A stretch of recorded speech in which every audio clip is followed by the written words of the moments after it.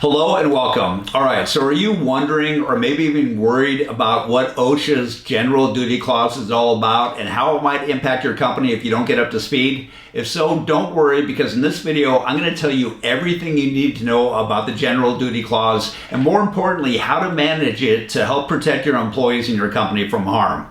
But before getting into that, if you haven't already, please make sure to subscribe to our channel and make sure to hit that notifications bell so that you're notified every time that I upload new content, which is designed to help you understand and navigate the most important environmental health and safety issues that impact manufacturing and industrial companies.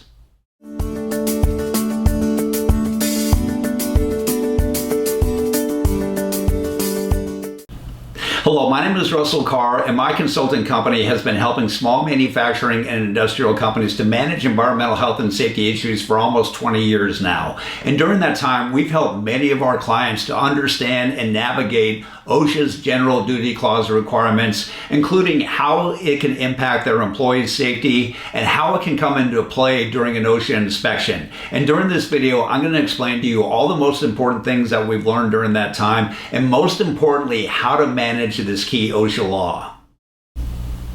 All right, so here's what we're going to talk about today. We're going to start off by talking about why it's so important to understand the general duty clause. Then we're going to talk about how OSHA actually defines it, so you'll have a very clear understanding of what they expect from your company. And then we're going to talk about what could end up happening to your company if you don't manage it. All right, so let's talk about why is it so important to understand the general duty clause. Well, really, there's two reasons. It's going to help you to protect your employees from serious injuries, illness, and even possible fatalities. And number two, it's going to help protect your company from major fines and penalties if you end up getting inspected. So now let me talk about what the general duty clause is all about when it comes to OSHA compliance. What do the OSHA laws say about this? And before getting into the specifics, I'm going to read off the OSHA website. It's important to understand and set the stage by explaining that OSHA laws and OSHA standards only address a very small percentage of all the workplace health and safety hazards that are out there. Only a small percentage. And for all the other workplace health and safety hazards, they fall under the general duty clause. So think of the general duty clause as sort of a catch-all for all those hazards that aren't specifically addressed under OSHA laws. All right, so with that said, let's go ahead and talk about exactly what the OSHA's website says and what OSHA says about the general duty clause, definitions of what employers have to do to manage it. All right, so again, I'm going to actually read this right off of OSHA's website. So, number one, employer responsibility under OSHA's general duty clause. So each employer must provide to all employees a safe place of employment. And they define a safe place of employment two different ways. Number one, it needs to be free of what are called recognized, and number two, serious hazards. So let's talk about what recognized and serious hazards actually are. So what are recognized workplace hazards? So OSHA considers a hazard to be recognized if the employer knew or probably should have known of its existence due to previous incidents, employee complaints, previous failures to correct industry standards, or if the legally abstract definition of a quote-unquote reasonable person would have recognized it as a hazard. So in other words, that's a lot of very specific language, but the easiest way to understand that is anything that appears to be unsafe or unhealthy, that is a recognized hazard that you need to identify and correct. Now let's talk about what does OSHA consider to be serious workplace hazards. So serious hazards are those that could cause death or serious physical harm. So OSHA describes serious physical harm in its field operations manual to include the following injuries: amputations, concussions, other serious impairment, temporary or permanent, chronic or acute, or any part of the body, crushing injuries and bone fractures, burns, and lacerations of any kind involving significant bleeding and or requiring suturing, sprains, strains, and musculoskeletal disorders, So serious physical harm can also include illnesses such as cancer, poisoning, chronic respiratory illness, hearing and or visual impairment, and impairments of the central nervous system. So again, Very specific language about what serious hazards are, but again, use your common sense. If something looks dangerous that could cause some serious injury or fatality or concussion or any of these other descriptions of a serious hazard, then you need to take it seriously and correct it. All right, so that's the point. That's what you need to understand about this.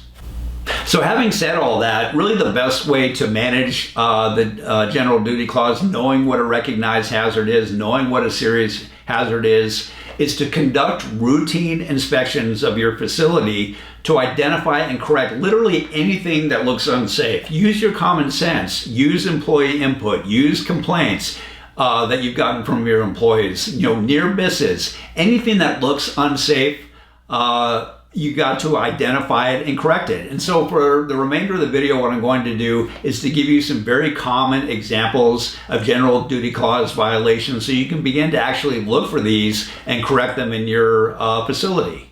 All right, so let's go ahead and talk about some very common general duty clause violations and how to correct them. So number one, exposure to extreme heat or cold. If you live in a climate that gets very hot or very cold during those seasonal times, you have to put measures in place to protect your employees from those exposures. Damaged or unsafe equipment falls under the general duty clause. Workplace violence. Unfortunately, we all know during these times that workplace violence can happen and does happen on a regular basis. You have to put something in place to be prepared for that possibility and protect your employees from harm.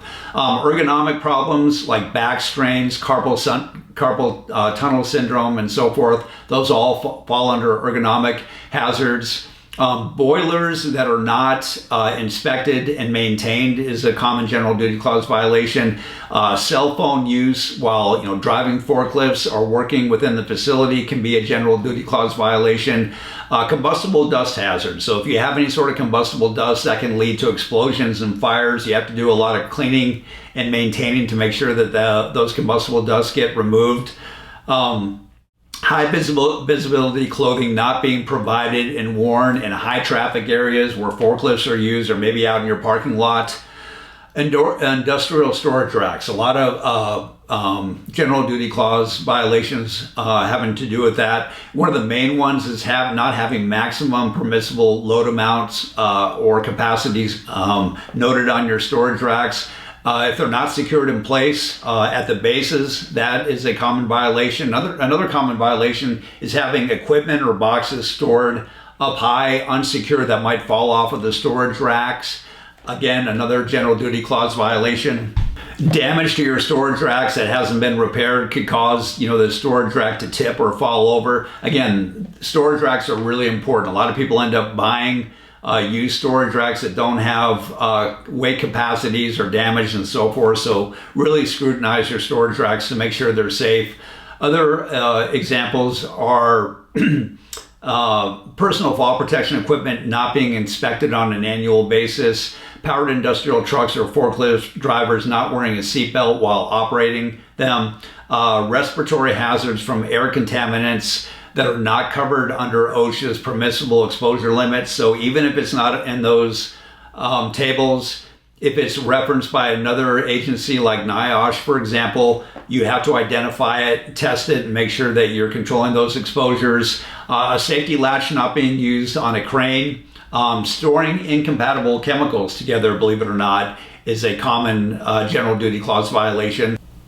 Also, any structural damage to your building or, again, equipment can be cited under the general duty clause. So before going any further, if you have any experience dealing with general duty clause violations, fixing general duty clause violations, any advice or experiences you'd like to share, make sure to post it in the comments below, and I promise to respond to any of your comments.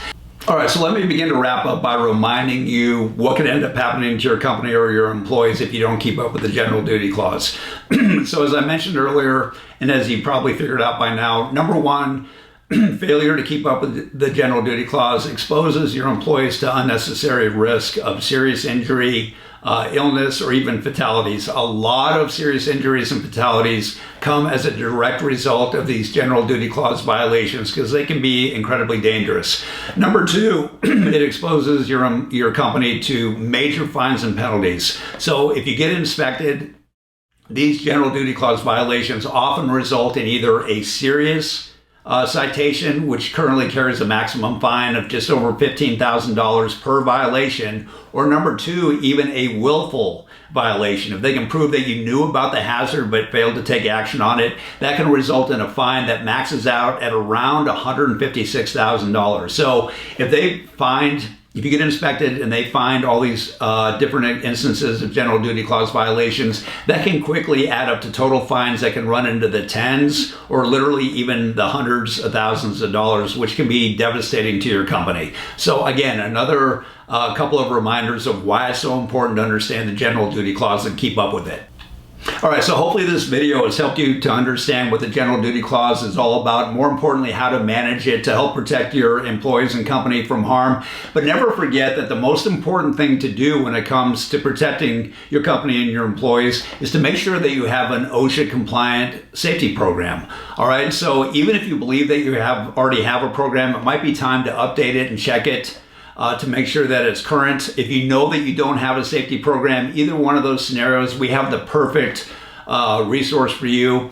Down below this video, there's a link to download our free ebook called How to Build a Manufacturing Safety Program from Scratch. So this ebook is based on our #1 ranked Google blog post, which talks about how to build a safety program. It's literally been downloaded hundreds of times by small manufacturing companies just like yours who want to learn how to build a safety program and again protect their employees and their company from harm. So I encourage you to download it. A lot of great information in there.